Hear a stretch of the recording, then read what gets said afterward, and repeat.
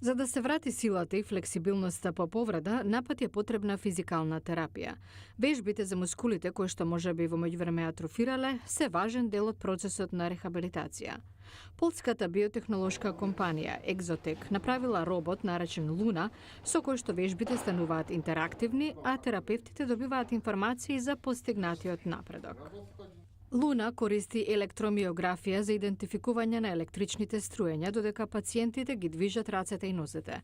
Генералниот директор на Exotec, Микаел Микалски, вели дека утврдувањето на напнатоста во мускулите, која што не е видлива со голо око, може да им помогне на физикалните терапевти да го рафинираат режимот на вежбање.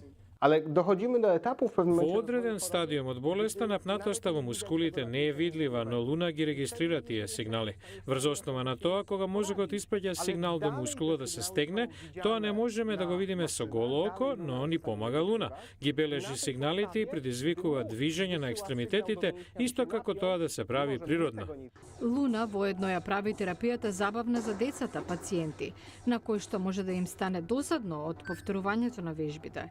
Има возможува да играат видеоигри без да бидат свесни дека ги вежбаат мускулите.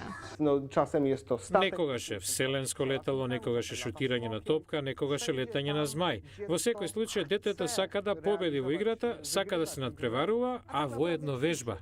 Иако Луна е само прототип, Exotec очекува готовиот производ да се најде на пазарот уште оваа година.